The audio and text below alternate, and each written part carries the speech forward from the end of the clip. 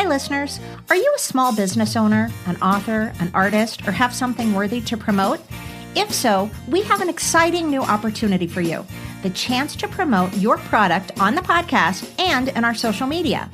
Just like PBS, our episodes will soon be sponsored by you, with fun ads, read by us, placed in our extensive catalog of episodes and on our engaging social media platforms for a period of time determined by the package you select. For more information about the 3 types of ad campaigns available, contact us at hello@poppreservationists.com or look for a link in the show notes of this episode. This is a great opportunity to reach a lot of ears and eyes of fellow Gen Xers and an easy way to have us help you keep on truckin'.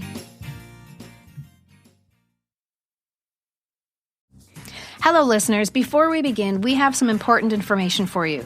Right now, our first crush, Shaun Cassidy, is on tour as we speak for the first time at this scale since he performed at the Houston Astrodome in 1980. And we are here to tell you that it's 100% worth it for you to see this show. You can get tickets by going to ShaunCassidy.com, and here are just some of the cities where you can catch the show. Atlantic City, New Jersey, Madison, Wisconsin, Kirkland, Washington, Salem, Oregon. There are shows in New York and Connecticut and California. And for our Canadian friends, you can catch them in Vancouver and Toronto. And that's not all, you guys. You can see all of the cities where Shaun will be performing by going to ShaunCassidy.com. And thanks so much for joining us today. Please enjoy the show. I literally love every word that comes out of your mouth. You're welcome, grasshopper. Hello world is a song that we're singing. Come on, get happy. A whole lot of loving is what we'll be bringing. We'll make you happy. Welcome to the Pop Culture Preservation Society, the podcast for people born in the big wheel generation who gave a hoot and did not pollute. We believe our Gen X childhoods gave us unforgettable songs, stories, characters, and images. And if we don't talk about them, they'll disappear, like Marshall, Will, and Holly on a routine expedition. And today, we'll be saving our favorite Hardy Boy and checking in on his first major national tour since 1980 in a conversation with America's favorite first crush, Shaun Cassidy. I'm Carolyn. I'm Kristen. And I'm Michelle. And we are your pop culture preservationists.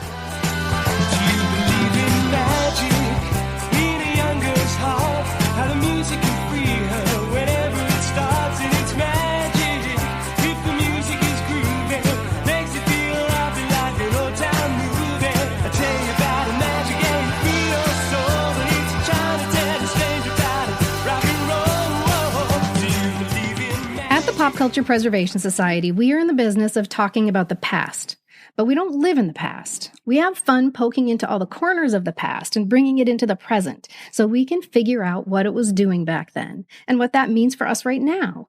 And that makes our guest today an especially important one because there is no underestimating his importance to our past selves, our 10 and 12-year-old selves. Seriously, no underestimating. But by the grace of all that is holy, we have crafted a life that includes him in it today. And his current self, though it is vastly different from his 1977 version, is just as thrilling to us now as he was back then. Our theme today is then and now, and our very revered guest is a very grown-up Shaun Cassidy. I will never get tired of saying, Shaun Cassidy, welcome to the Pop Culture Preservation Society. Thank you. Thank you very much. Past and present me is very happy. Oh, we're so glad to see you. Yeah, it's so nice to see you. So the theme of then and now, like Kristen said, applies to you in a big way because in the midst of your very busy and successful career as a TV writer, you are currently on the biggest tour of your adult life. It's 50 plus shows all over the country. It's something you haven't done since you left the stage of the Houston Astrodome in 1980 and made the decision to, pardon the pun, but it fits here, walk away. Yeah. It's a joke. You are no longer a teen idol, but you are performing almost all of the same songs for the same people who were at the Houston Astrodome when you were one.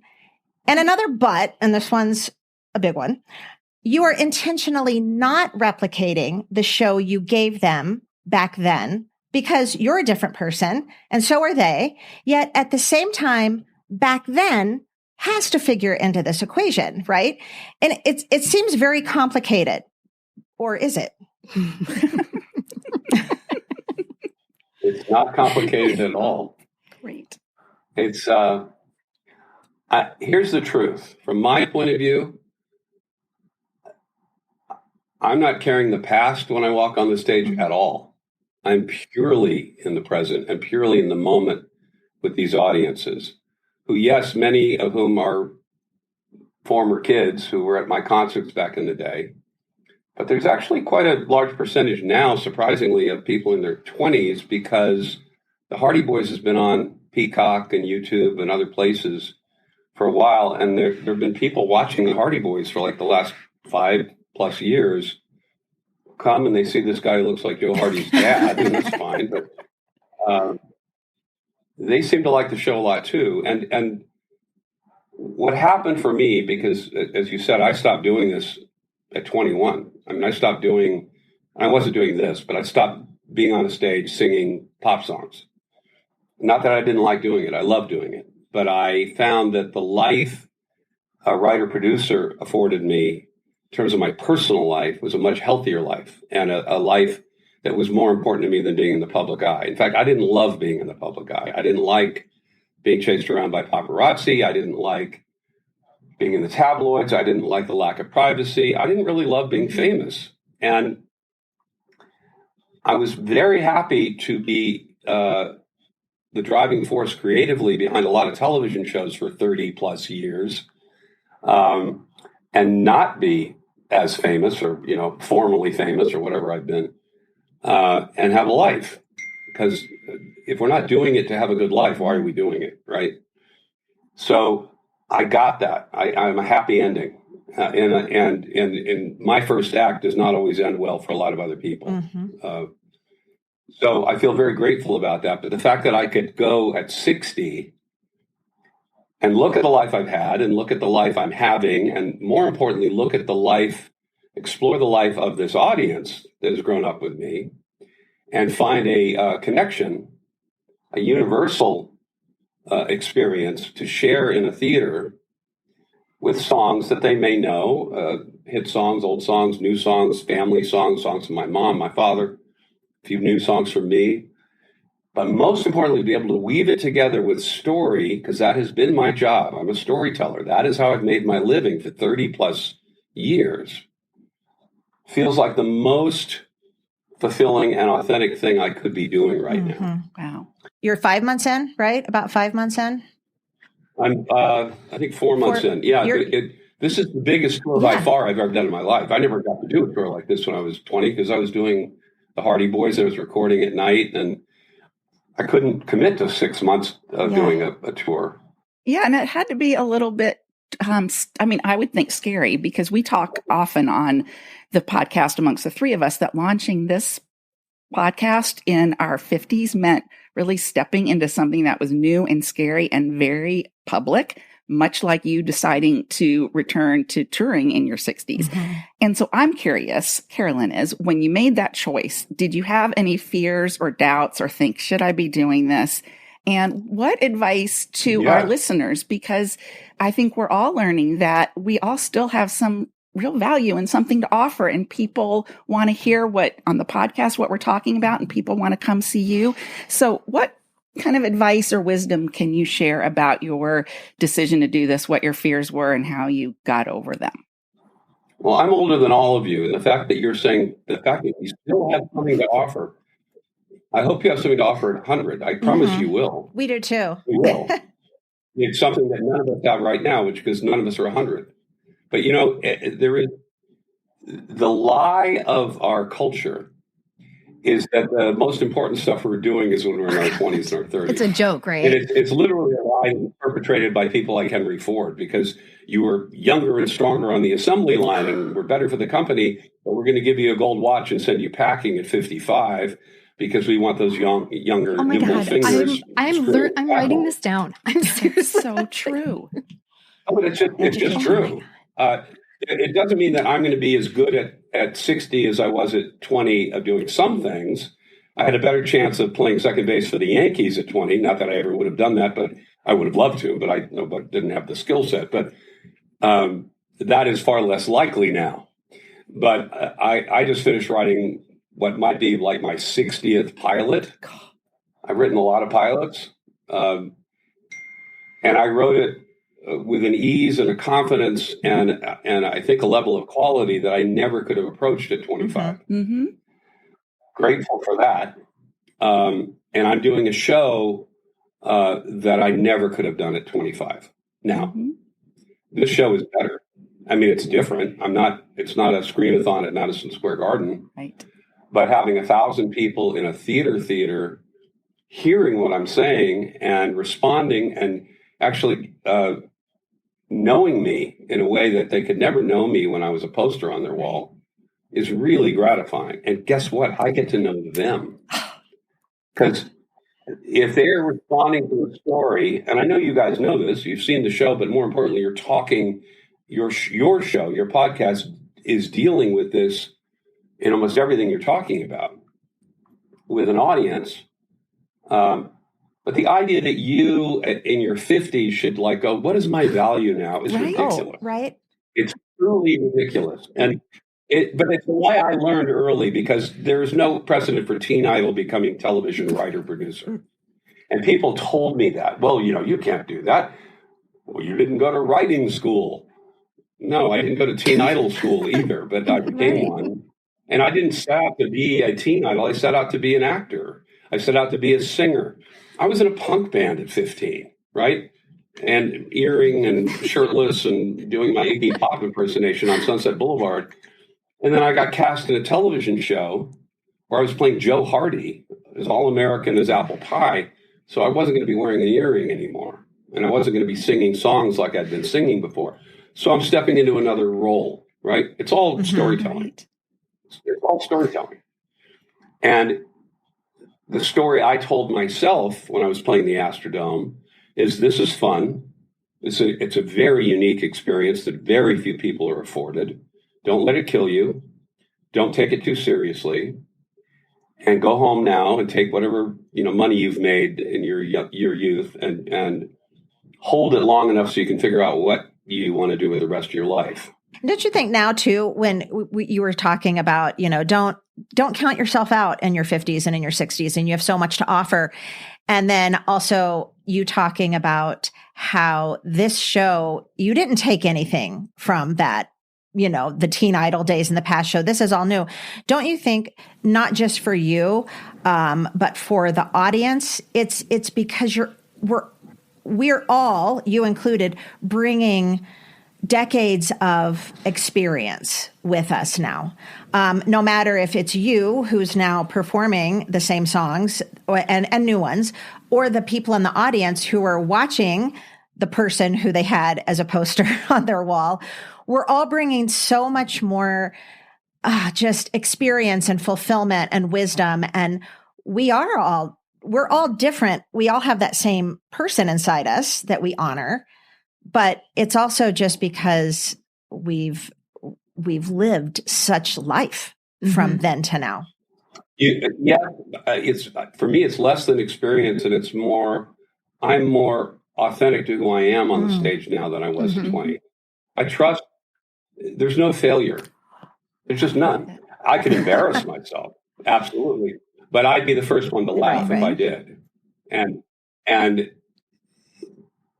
There really is no failure. The failure is not trying. The failure is, I wish I'd done that. The failure is having regret because you didn't try something.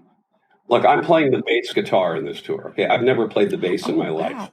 I taught myself to play the bass. I started about 6 months ago. I'm never going to be a great bass player. I have no illusion about that. My songs are fairly simple. I stick with the root. I have good time, so I can stay in sync with the drummer. That's really the bass player's job. I'm never going to be Paul McCartney playing entirely different bass lines that are counter to what I'm singing, because being a great singer and being a great bass player, that's about the hardest job you can have, doing both well at the same time. But I couldn't find a bass player in my zip code that I wanted to spend 6 months on the road with. So I have the time. I play the guitar. I play the piano. I'm musical. I'll teach myself. They're on YouTube, and I'm talking to bass player friends, and they're giving me little lessons, and I'm learning my songs. I can't play anything but my songs. You have to. And my feeling is, I've had this intuitively my whole life. So I don't view this like, oh, I'm 60. Should I try something now? No, of course I'll do it at 80. It's joie de vivre. It's why we're alive. Yes. We have to keep discovering stuff. I mean, otherwise just go to bed and fall asleep on the assembly line and screw the cap on and do that unconsciously. Well, especially in these difficult times, because, and we talked about this briefly just before we came on, this is a very stressful world that we live in right now, but we got to pull the light out somewhere. And that's what you're bringing to people out there right now at this very moment when things are so difficult. There's as much light in the world as there is darkness. Mm-hmm. You care about the darkness a lot more. Yep. My little version of really being reminded of this is going out on the road again. I start doing interviews, and I'll do these lovely interviews with well-intentioned journalists. And then I'll see the interview, and the lead line on the story will be either the darkest or the most negative thing that could possibly be culled from a very positive interview. Why? Because that's clickbait. Yeah. Mm-hmm. And when you get in and you actually spend the time to read the story, there's nothing really negative in it. Yeah. Like an example, I was talking, I think People magazine, I was talking about my dad. And I mentioned that my father was a kid who grew up in Queens, poor, blue collar, railroad family. He wanted to be an actor. He went to the theater, studied John Barrymore, and ended up developing this sort of mid-Atlantic actor's accent, Before Brando, everybody sort of talked like this in the movie. It came from where? I don't know. My father, that's what he grew up wanting to emulate, right? To escape his Queen's accent. Cary Grant invented an accent that didn't exist. No country anybody came from had Cary Grant accent. My father, too. And I was mentioning my father used to go on talk shows, and he'd talk about the car being in the garage and the tomatoes growing in the yard. And I'm like, he doesn't talk like that at home. Lead in the article. Cassidy calls his father a fraud. Come on. Get out of town. And my youngest brother, why did you say that about Dad? I said, I didn't say that about Dad. I talked about him putting on an accent. But this is my point. Yeah. And you read the story. Right. I love my dad. He was not a perfect father. I totally own that. But I wouldn't trade him. I talk about that in my show, too. I got so many great things from my father. Magic stuff from my father. Mm-hmm. But he was not the traditional showing up at the baseball game or the camp out. He wasn't that guy. But I wouldn't trade him for the world. And this is my point. It's like you can't do nuance in social media. No, you can't. And frankly, they think it's boring. Yeah. Right. I've had a tumultuous life, but my ending is happy. Yeah. If I die tomorrow, at the end of the story, it's it's a win, right? That's not all that exciting. And your show, I think, is exemplifying this because you just referenced your dad and how he wasn't a perfect man, but you got so much good from him. And so you can sort of say that is the entire motif, is that you're being very honest. You're not pretending that bad things didn't happen, but this is a joyful show. Right. And I think that's something that we could all. Also very funny. It's an incredibly funny show. And people don't know that. I mean, people don't know that I can hit a joke. Right. Why would they? Okay. Here's one of my favorite jokes from your show. And I'm not going to tell it well, so you're going to have to, but we're going to get serious for a second. But it's also super funny because you do this so well. You joke about how you came to a mutual agreement with your fans and how you agreed to stop making albums and they agreed to stop buying them. I whiffed the joke. I didn't do it because I'm not Shaun Cassidy. But what I want to know is, first of all, thank you for being honest about your feelings. And so what did that feel like to you back then? But then let's fast forward to the future, that moment when you're realizing that I guess they're not buying my albums anymore. What does that mean to you now? Well, it all is a gift on reflection. You don't know it necessarily at the time. Look, if anybody's going to call you a teen idol, you know you've got a short shelf life. Yeah, that's true. It's just the nature of the beast. You turn 20, you're not a teen anymore, and they're going to get older in 8 seconds, and they're not going to be wanting to go to pray at the doorstep of a teen idol, which is fine, normal, healthy, appropriate. So the question the person who is in that minutes has to ask themselves, and I did, is, do I want to try and work to transition to become a quote unquote adult performer?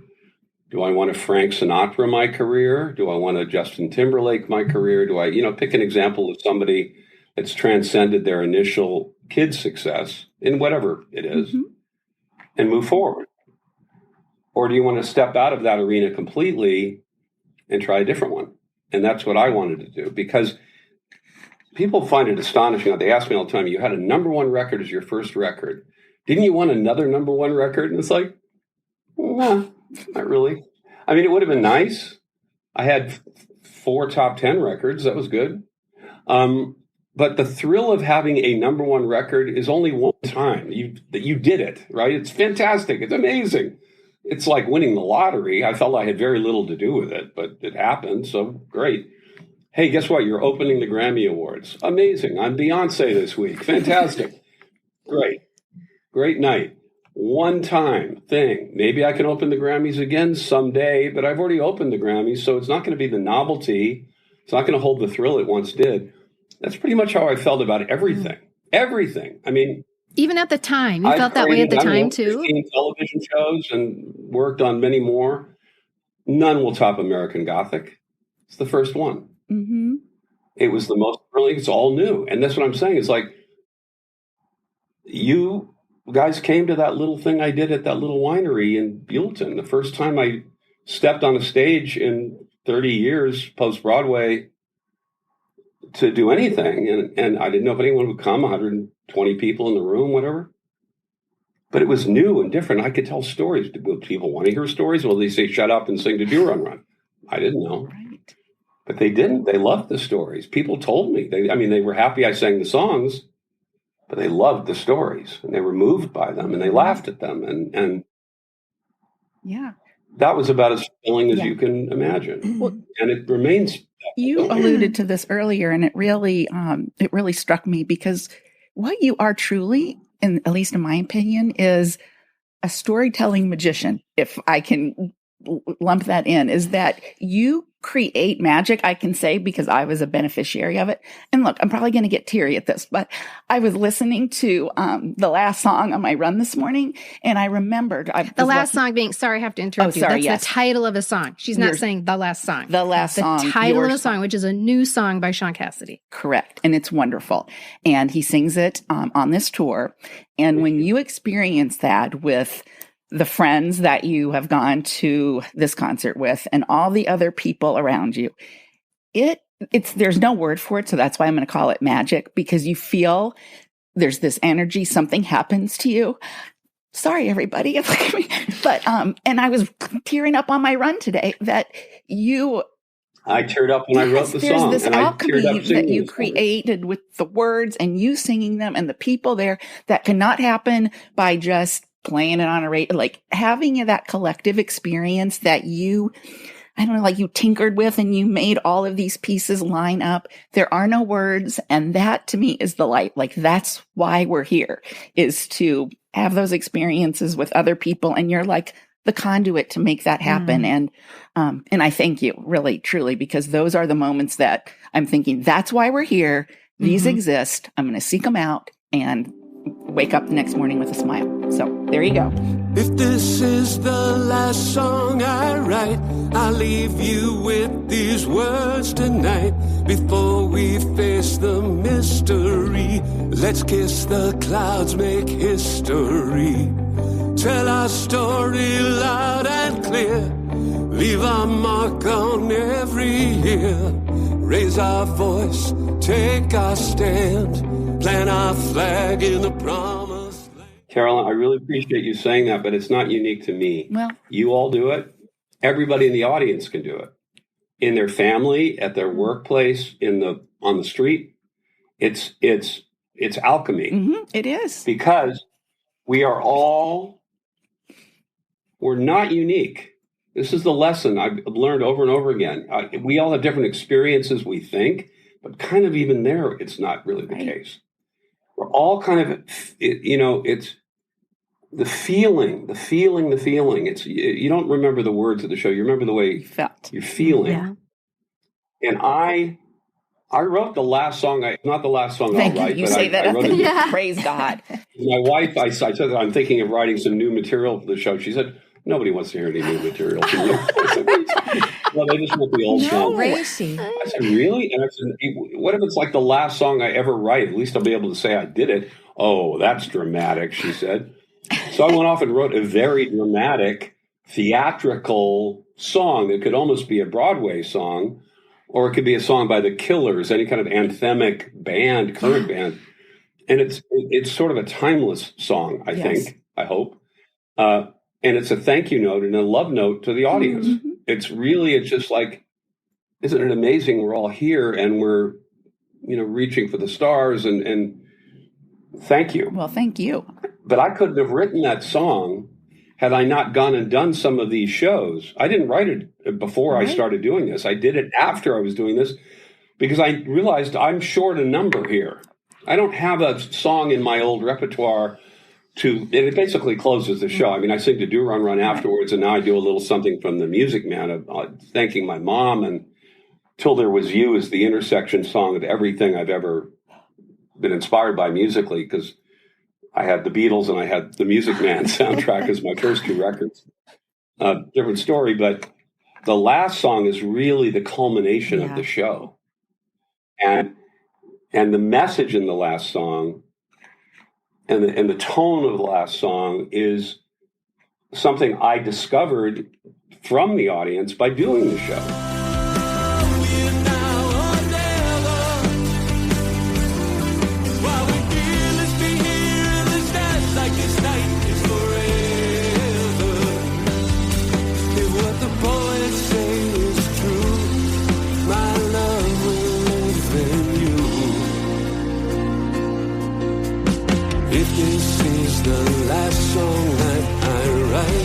I recorded a song called My First Crush as well, which is a brand new song written to sound like a song from the 40s. Another great one, yes. And it's about that crush feeling that is timeless that I have with my wife.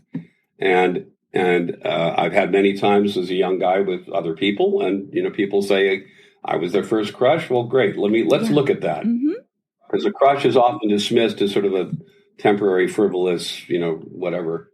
But I think the feeling is timeless. The song, you're right. It is. It's a very, very timeless song. It's almost like, it feels like a tribute to your former self. It feels like a tribute to us because it's a tribute to all of our first childhood crushes. And it is almost a plaintive celebration. Can you put plaintive and celebrate together? I'm not sure. But it feels like a plaintive celebration of the importance of one's first childhood crush. And we think it really exemplifies what we talked about in our first interview with you in May of 2023. This was exactly what we were talking about, how it's not, you just said it, it's not trivial. It's a milestone in our life. And you are our practice boyfriend. We needed you so that we could learn how to be in love. And we all did really, really well, I gotta say. But we're not alone in this. We have this song, everybody, I'm just going to repeat it.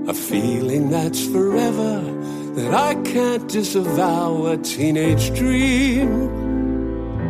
So it would seem. It's a great song to listen to, listeners, while you're drinking a glass of My First you're Crush. splitting a bottle of My First yeah. Crush. No, it really is. That's the type of music I love to put on in the evenings when I'm making dinner, if we're just going to have some wine. And it's just that beautiful, not only are the lyrics beautiful, but just the whole song is beautiful. I want to ask you a fun then and now question. What is your favorite song to perform right now, like tomorrow night? Like, cause it might change all the time. And is it a different favorite than it was in 1979?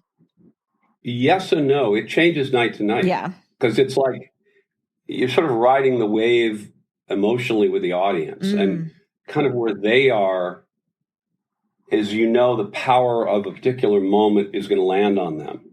Or if you've passed that moment already.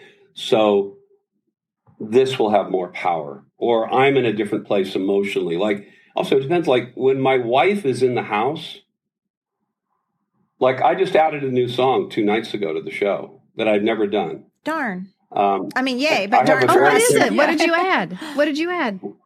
Here, There, and Everywhere by the Beatles. Paul McCartney song, but it's one of the most beautiful songs that McCartney ever wrote, I think. And it was Brian Wilson's favorite song that he wrote, and God Only Knows was McCartney's favorite song that Brian wrote. Yes. And Brian wrote a song that I recorded that he gifted me with that's in my show. And McCartney and Brian Wilson both certainly melodically are the greatest inspirations in my lifetime, musically. But I have this very long story about how I met Tracy, my wife. It's so funny. Yes. It's funny and It is. tragic and So good. All the things. crazy. And it's really like a movie. It's an art. It is. And my show, the first thing I say when I walk on the stage is this is a love story. The whole show is a love story of all the variations of Crazy Stupid Love that my friend Dan Fogelman wrote, that movie. It is, love is crazy and love is tragic and love is funny and love is universal and love is aspirational and love is a kid poster on your wall and a crush on a woman named Deanie in a movie called Splendor in the Grass that Eric Carmen had, and he wrote Hey Deanie as a result. And it's the journey shared with the audience. And it's all of that's a love story, our family love story, right? Mm-hmm. And I'm talking about variations of that in some form throughout the entire show. And I realized I have this very long story about my wife. And then I just didn't sing a song. I just went right into thanks for coming, and here's the last song, right? Mm-hmm. So I thought, I need a song that is about us, my wife and I. And I didn't have one. And I was, I could certainly have written one, and I've written a lot of new songs, but Here, There, and Everywhere is just the most beautiful song. And it tied to the story. That story is a good example of something that really connects the audience. It connects you to the audience, and we feel like we're right there with you. We're getting to hear about your life, and you're very authentic and you're very vulnerable about it. And it really makes us feel like a collective. We're all in this experience together. And at some of your shows, you have Q&As and you take questions from the audience. And it's thrilling for them because they get to connect with you personally. And I'm just wondering if there are any interesting questions that people have asked you. Do you have any favorite questions that people have asked you? Any other stories that you've been able to share with people because of what they brought to the show? Well, I get asked interesting questions every night. I don't actually do a Q&A in the body of my show now. I might have done it at some point. I like doing it, but I now do it before the show. The quote-unquote VIP ticket buyer, like 50 or 75 people, they buy these, the equivalent of a meet and greet. I think it's better than a meet and greet because I did those when I first started, and I didn't like them because they were like the assembly line. Hey, nice to meet you. Picture next. Nice to meet you. Picture next. I didn't actually get to connect with anybody. And so I said, let's do a half hour, 45-minute pre-show, like an hour before the show starts. Come on in, ask me anything you want. Don't be shy. Really, ask me anything. I might not answer you, but I probably will. And I do. And the people, to their credit, don't just ask me what's my favorite color, how do you still hang out with Parker Stevenson? They do ask me that, and I do hang out with Parker Stevenson, but they ask me interesting, thought-provoking questions. And I get to think, and I actually get to discover something often. And I don't think I have a what's your best question answer, because I've had so many. But I love that experience now, and I didn't know if I would. In fact, I was afraid it might kill the surprise or the suspense of the show. Yeah. But actually it's like a nice warm-up for the show. And now I've met 50 or 75 audience members who I already have a connection with before the show begins. I feel like I know them a bit based on what they've asked me, or they tell me where they're from or why they're here or what I've meant to them or whatever. And I get to share stuff about my life with them, and my life's different every day. Like our son's going to Indiana University. He's going to be a Hoosier, right? So when I played Indiana, I went to the school and I went to the student store and I bought their red and white striped pants that all the kids wear to the basketball and football games. Yes. And I wore it in the show. I walked out on the stage in Shipshewana, Indiana, wearing these pants that looked like Steven Tyler might have worn in Aerosmith. And they went crazy. So this is a life experience personally that I'm now sharing with the audience, and they're enjoying. And many of them are Hoosiers or have had kids, or you don't even need to have been a Hoosier. You got a kid who went to college. Talk about that too. It's so hard dropping your kid at school and coming home and finding a little empty room and their toys and their things. I can't. Yeah, it's Toy horrible. Story 4, man. It's emotional. Yeah. And you share that with us. And when we were in the Q&A, my heart just swelled with the number of people who asked questions, not about you, but about your mom. And apparently the world does too. Apparently. I mean, I think we know that. No, they do. I mean, I think half the people who like me because I'm Shirley's son. Yeah. I mean, my mom is like this. She's extraordinarily beloved person. Oh, yeah. And she lives 5 minutes from me. She's 91, great health, looks beautiful, joie de vivre. Talk about that all day. And if I got, a quarter of that from her, I'm the luckiest man alive. That's so sweet. People love her. People love Shirley Jones. I want to ask you another then and now question. This is a total Kristen question. So, going back in the time machine, I was so fascinated with the Born Late album. I had all of them, of course, but Born Late was the one that I really connected to. And it was not just the songs. It was the album cover, and it was the photographs that were displayed on the inside of the album cover as well.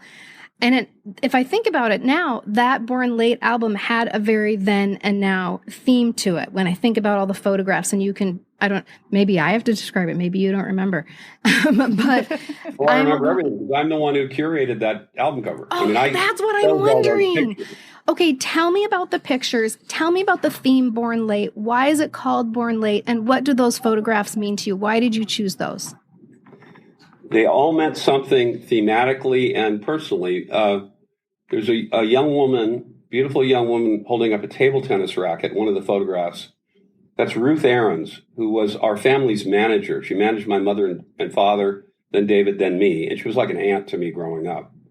Ruth had been the women's table tennis champion of the world in the late 40s. Wow. And she was a beautiful woman, and she ended up becoming kind of like a pop culture figure. Ended up doing a nightclub act in New York and singing, and they made comic books about her. Google her, Ruth H. Ahrens. Okay. And then she was this, pioneer in terms of a woman in show business being in a position of power. She was formidable. You don't become the women's table tennis champion without being formidable.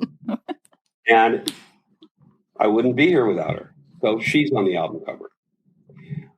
The original Hardy Boys from the Walt Disney Mickey Mouse Club, Tommy Kirk and Tim Constantine are in the back of the Born Late album. Most of the kids buying my record probably didn't know who those two boys were. But I'd watch them as a little boy in reruns of the Mickey Mouse Club. Ed Sullivan is on the back of that, I think, because he introduced the Beatles, and the Beatles was the moment I saw the Beatles, like 8 million people went, I want to do that. That's the job I want. I didn't know I'd actually have a variation of that job someday, but I did. Nick Clark is on there. American Bandstand had been sort of the through line introducing every musical act for 40 years. And I'd been on Bandstand with him. My parents, my dad are on the back there as a young couple. Who else? Oh, I think there's like a bomb shelter or something. Oh, I don't remember that a little nod to Duck and Cover. I don't know if you guys are old enough, but when I was there's a JFK. Boy, is there a JFK picture? I think there's a JFK picture. JFK's there. Yeah. Seminal event in my childhood. His assassination. The end of the 60s. And there's a photo of you. Innocence. As a little boy. Picture me inside. Yeah. As a little boy at a piano. At a piano. Where I would go, as a little boy, I would go to the piano to work through stuff. It's where I would process keyboard. It later became a computer keyboard, writing. If I couldn't figure it out in my head, I'd have to process it through my heart. And the way to do that was through music at a computer or at a piano or through story. Wow. And what does born late mean? It's me. I was an old soul. I always felt like first of all, the music that I loved was from the early 60s. Okay, in the early 60s, I was like 3. So why did that music resonate more for me than the music of the early 70s when I was a teenager? I don't know why, but I love the music of Phil Spector. I remember being in kindergarten on a school bus listening to Do Do Run Run. And, certainly an easy song to sing along with when you're 5 or 6, whatever I was. So it was my idea to record it. When the producers said we're going to cover some oldies, I said, here's one. Let's try this one. I love all the music of the 60s. So much, and I love the Beatles and the Beach Boys and the transition music made from the early 60s to the end of the 60s is so dramatic. You can't find another decade like it. And I just want to comment too, we talk about this on the podcast, but can we just have a moment for a really good album cover and a really good album? Like all the things you just told us and how much thought you put into curating what that was. We don't have that anymore. And I missed it so much. Yeah, I missed it so much. And I talk, one of my dearest friends is Bernie Taupin. And Bernie, as you all know, is Elton John's lyricist for over 50 years. And one of the joys of my life, and I've told him this repeatedly, is buying a new Elton John album and sitting down, opening it up. Those gatefolds, and reading Bernie's lyrics. Levon wears his war wound like a clown. He calls his child Jesus like a crown because he likes the name. I mean, that was as much a part of the journey of the music as was the music. 100%. And being denied that now, I mean, I love the lyrics to the 2 songs you kindly mentioned that I've written recently. People might hear them in singing, but I'd love them to be able to read them. Yeah. And I printed them out and I read them, just so you know, I did print them out. Did you, Carolyn? That's awesome. Yeah, I look at them a lot, Yes, because I loved, like you were just saying, when lyrics were in an album, I felt like I knew something. I was like on the inside, I now know what these words are, and I know who wrote them. I mean, as we talk about, like, we could find out who the session musicians were and sometimes their stories. It was just a story. Again, experience. It was a story. It was. And you got the story of the making of the album, and you felt like you were connected to the experience of that by the people there. Like, for example, again, talking to Elton and Bernie, Davy Johnstone, Elton's guitar player for 100 years, played on Hey Deanie and played on, I think, Break for the Street, played on a couple of my albums. So did Dee Murray, the bass player. And if you listen to Hey Deanie or you listen to Break for the Street, it sounds like Saturday Night's All Right for Fighting. And that's not an accident. That's Davy. Yeah. Wow. It all really matters. Clearly I had this question for you teed up because that album cover has stayed with me for 50 years. So all those things that you picked out so purposefully, they mattered and they made an impact. Mm-hmm. So number one, thank you for that. But Carolyn and I had a conversation yesterday. This is my theory.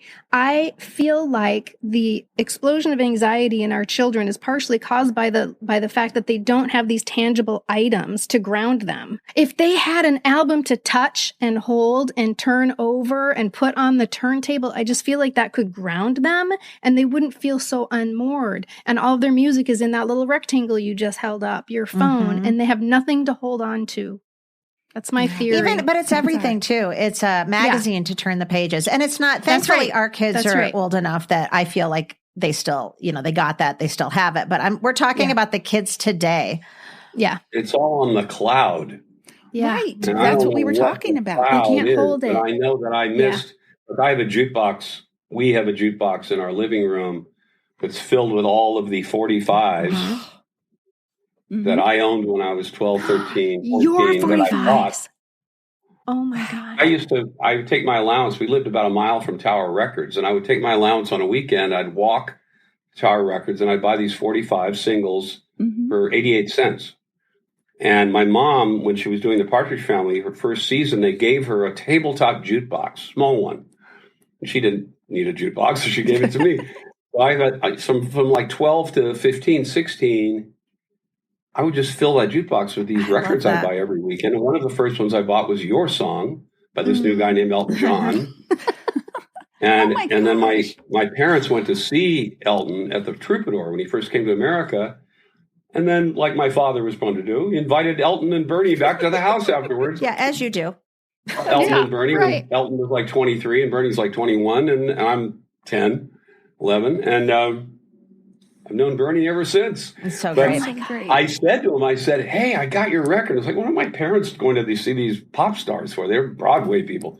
But I had this Your Song. It's a little bit funny, this feeling inside. And I remember the lyrics then being so conversational and so beautiful and honest. And I talk to Bernie about it now. And I talk about timeless and full circle experience. Isn't that crazy? You're not kidding. So crazy. Well, it's just it all weaves together. I really don't believe time is linear. We're experiencing it all at the same time, all the time, You just need to be tuned to it. Yes. Yeah. And that's what I feel and it's that feeling that transcends anything I could say or write in the room with people. That's helpful, it's that actually. Feeling. I see it. Exactly. That's what I said. It's magical and there's not a word. And I've decided I'm not going to try to put a word to it except to let you know that something happens and you leave there a different person from when you walked in and your chemistry in your body readjust. I don't know what it is. And again, I'm not going to try to articulate it. Isn't that be every experience in a theater? Yes. Very much so. Another kind of getting back to these experiences of, holding something and also being in that environment. And I think it was in Rocky Mount when I saw you in Virginia at that show. And you really specifically called that out about having these collective moments in a theater with other people around you. And that's different than streaming it on, some device that's this big. There's truly something, I think, happening, the energy and the air that shifts who we are. And and I miss those. And I was grateful for you recognizing that. And I think that's another reason you say you take this show on the road because you recognize this is something we're kind of losing a little bit. Yeah, we need to hold on to Human beings are pack animals.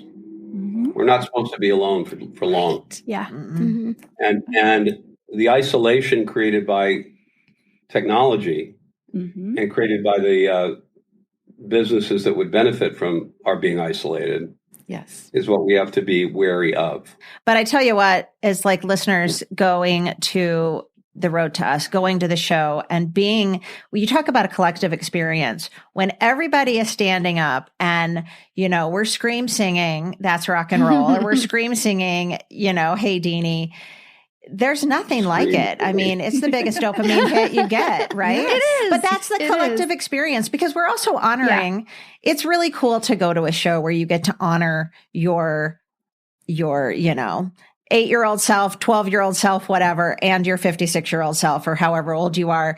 But you get to do it with everybody else who's doing that too, and new people. You get like you said earlier, Shaun. Well, you get the younger generation. Yes, you get because the 22-year-olds I've met after the show come back with the same expression that you came back. I love it. With. And they were not around for the Hardy Boys' first time, and they were not around for the Do Run Run. I love it. Because they have felt this collective experience in the room that is timeless. Yeah, that's right. And it's not nostalgia for them. Yeah. Right. No, it's just joy. There's not a word for it. I don't think you can't bottle it. And the good news is nobody can take it from us. I would argue they are more starved for it than we are. Oh, for sure. Agreed. Because they don't have any precedent for it. Yeah. That's exactly right. But they know that it's something that they probably have been seeking or their body needs, but they're not sure healing. what. It is absolutely healing. I mean, think about how many friends did we make at that show, at the Shaun Cassidy show in Burnsville, Minnesota? We walked away with how many new friends? And that's all because of you, right? We're all there to see Shaun Cassidy, and we walked away with 10 new friends. Right. It's a beautiful, beautiful thing. A lot more in common than than the world likes to make us think sometimes. Yeah. Well, 99% of what we have is common with everybody else. Right. Yeah. And it's the 1% that people get tripped up on. Right. Well, we're not going to let that happen. People at the VIP Q&As, I said, listen, you're all here. I'm grateful. I don't care about your politics. Whatever your religion is, great. I honor your religion. But don't lead with that. Because that is going to divide you with somebody somewhere. Lead with your common humanity. Or lead with humor. Lead with something. Because you'll find that you have so much more in common than you don't. But you can find 100 reasons to dislike someone if you work real hard at it. Right. Exactly. Well, thank you for being that, one of the ways and reasons that we do gather and remember what we have in common with others that, we all know the words to do, run, run. And I mean, we have our arms around strangers. We don't know who they voted for. And at that moment, it doesn't matter. You don't care. It doesn't matter. We all know the words. And so thank you for that gift, because it truly is. And I'm don't take it for granted. To be part. Yeah. I really am. It's all wonderful. Well, I've got one last question. In general, just what do you cherish about your past and what do you cherish about your future? Like, what does Shaun Cassidy's future look like right now? What's on the horizon? Do you know? Do you have a plan, or is it? What is it? No, I don't have a plan. I've never been good with a plan. I'm good at instinctually going, let's do this. I'm a doer. I mean, I get up and make something almost every day. I love creating. I've been doing it since I'm a little boy. And I love seeing where it takes me, where the creation, leads me. My past, I'm grateful that I was able to get through the early part of my life and take the best from it and learn from the hardest part of it. Because we don't know what's best for us. The painful times we often go through is like, oh, I wish this would stop. And then you look back and go, wow, I'm so lucky I went through that. Right. It was hard. Right. Yeah. I'm so fortunate that happened. I got so much from it. I learned so much. I grew so much. I feel that now. It's like I'm open to all experiences now. I'm eager for them, new ones. I don't know if I'm answering your question, but I just wanted to give you the opportunity. I was thinking about this. Somebody called me and asked me just the other day if I'd be interested in acting in a thing they were doing. And 5 or 10 years ago, I absolutely would have said no, 100% no. I don't do that anymore. Now I might. I might. Yeah. Not because I have anything to prove. Not that I might not be good at it. I couldn't be bad at it. In fact, it doesn't matter. Right. What matters is the experience, not the result. It's the experience. Right. And I've had that feeling for so long. Like my wife gets upset if I write a pilot and it doesn't go. And I'm like, no, I loved writing the pilot. And I've got this beautiful script that sits on my shelf that says the end. Oh. I did it. Yeah. It didn't come a show. People didn't see it. But that's most pilots. Right. You know, Babe Ruth struck out most of the time. But he was Babe Ruth. That's right. We don't remember that part. And like you said earlier in today's episode, there's no failure. Like the failure was the not trying. Failure is not trying. Yes. It's the only failure. Right. Because that will lead to regret. Yeah. Right. And what's the worst thing? If I went out and I couldn't sing anymore, people don't expect me to sing. I'm 67 years old, and I was a pop star. Who knew I could sing the first time? I make this joke about low expectations being my friend, but they always have been. It's fantastic. Yeah. If people don't have any expectation that you're going to be good, you're going to be surprisingly good. Thank you. I was going to say ding, ding, surprisingly good. Surprisingly good. It's like, and if you're really good at anything and people don't expect it, you're going to look like a genius. Yes. You know what I mean? It's like, so what's the downside of trying something? You may look foolish, but okay. Yeah. it's like You'll look more foolish sitting in your room, not trying it. Yeah. One of the things I've said to my girls, who are now 30 and 24 for so long that I really hope that sticks with them is, but what if it all goes right? Like that's the attitude we need to have, right? Or if it's like, but what if they say yes? Like, but what if it all goes right? And so I think it's just that flip, right? But it's also that's just the failure is in the not trying, because what if it all goes right? The failure is in basing everything on result too. This is what I'm saying, because success can be as equal as quote unquote failure. Mm-hmm. Arguably, it can bring more challenges because success is a harder lesson to what am I supposed to learn from this? And it can also be a period on the sentence of I did it, and now what do I do?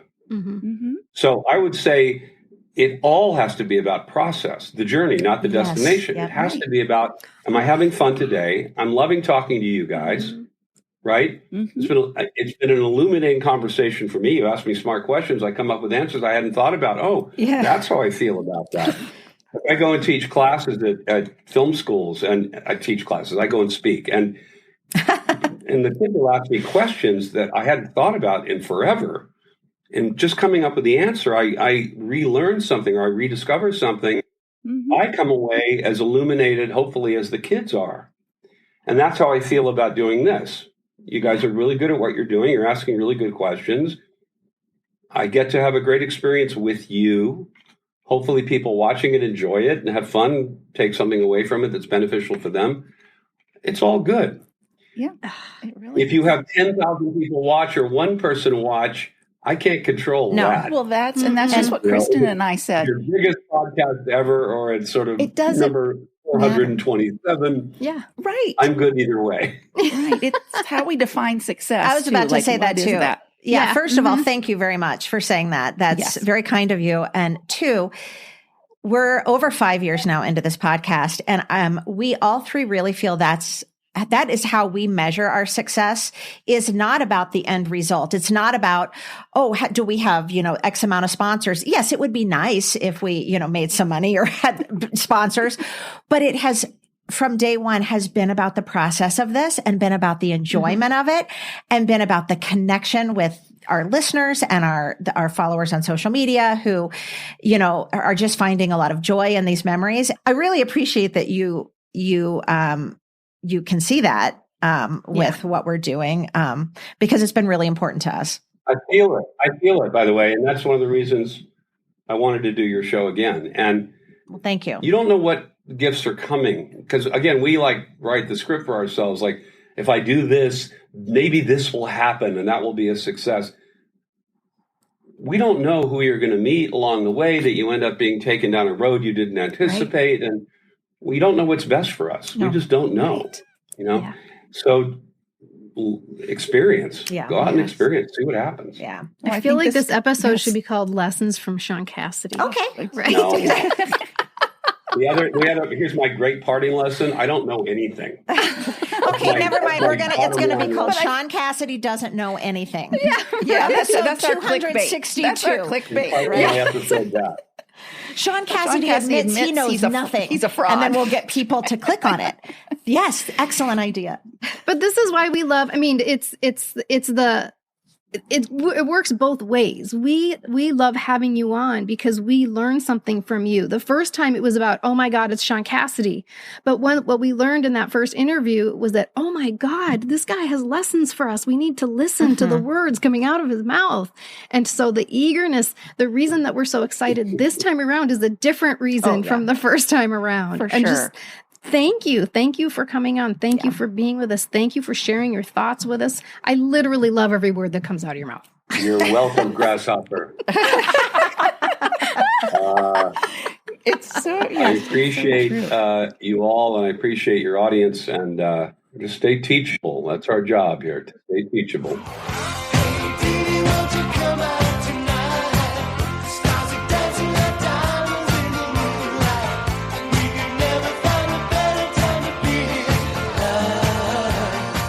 Okay, so that was fun. How do you guys feel after your second interview with Shaun Cassidy?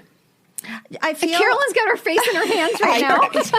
I do. You know what? I'm going to have to go to my journal and really process this. He gave us so many things to ponder, and also there were just such a reassurance. I feel so uplifted and hopeful after that conversation. I really do. I really do. It just, more and more, the more we're so, fortunate to get to spend time with Shaun. Yeah. I want to say Shaun Cassidy, but then I remember that first one when he was laughing, like, you guys, I have one name. I can't stop. I can't. More and more, I do just feel it's a great conversation with a friend who is giving you, I would say, reminding us of just kind of why we're here, what to do. And also he does a very good job, just in his manner of speaking and his thoughtfulness and the wise words he's saying, of calming Michelle the F down in this current climate. Truth. He did in 2023. I had no idea I was still going to be needing to really absorb his words in 2025, but 26, let's say 2026.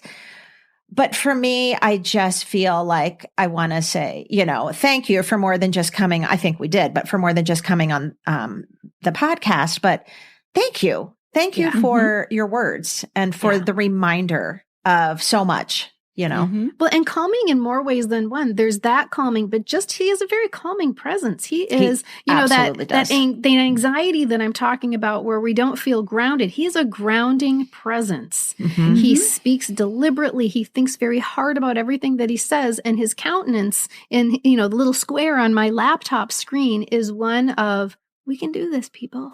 We can do this. Just everybody hold on and it's going to be okay. And it's just an aura that he has about him that is so grounding and calming. And it made me also very inspired to, you have bucket lists of people you want to see in concert. We spend a lot of time talking about his new concert tour. And I don't really have anybody that I've seen in concert multiple times. It's sort of like, that was great. And then who's the next person?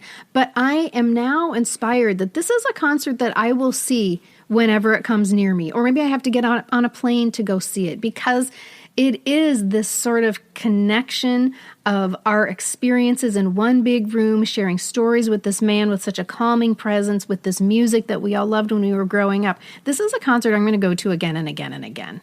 Yeah, and it evolves. I mean, that's the thing, too. It's a living thing, the way he says, the songs change, and he kind of, molds it as his story changes and grows, and I admire that. And so it's never really the same show twice. It's not like, a repeat. Nothing. For those of you listening, don't forget, if you've just listened to him, and hopefully, and I'm assuming you got that same feeling that we're all just talking about, but don't forget, you can get that by going to see one of his shows. I mean, he's touring till I think the end of March. Yeah. So, so well worth it. We've talked about it before. We talked about it again today with him, but just, it's funny. It's everything. It's funny. Yeah. It's poignant. It's You'll make just friends. Soul-filling. Yeah. It's everything. So we can't encourage you enough to, if you're going to spend money on something in 2026 to put a positive spin on this year right out of the gate, find a city that he's still going to, that you've always wanted to go to.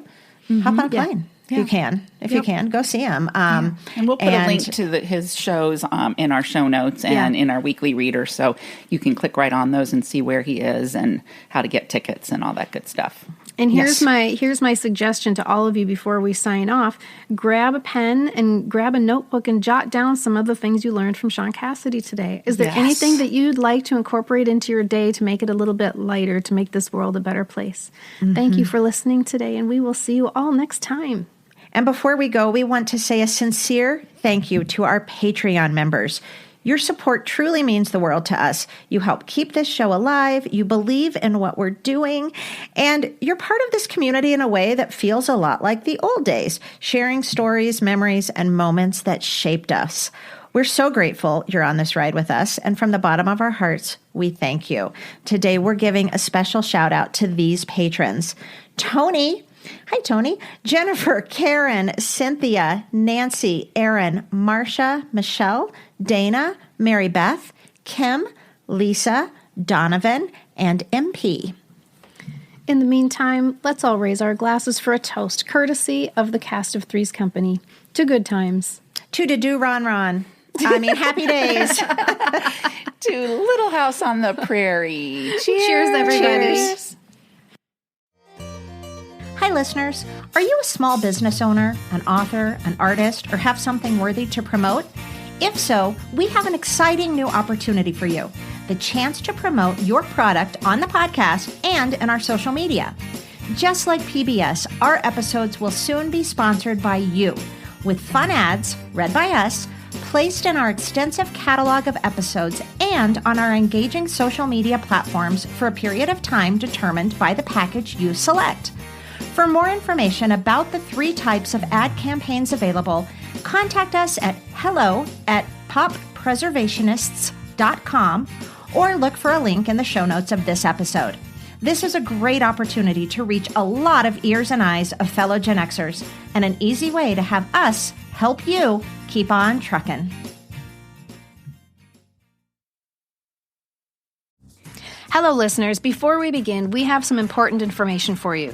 Right now, our first crush, Shaun Cassidy, is on tour as we speak for the first time at this scale since he performed at the Houston Astrodome in 1980. And we are here to tell you that it's 100% worth it for you to see this show. You can get tickets by going to ShaunCassidy.com, and here are just some of the cities where you can catch the show. Atlantic City, New Jersey, Madison, Wisconsin, Kirkland, Washington, Salem, Oregon. There are shows in New York and Connecticut and California. And for our Canadian friends, you can catch them in Vancouver and Toronto. And that's not all, you guys. You can see all of the cities where Shaun will be performing by going to ShaunCassidy.com. And thanks so much for joining us today. Please enjoy the show.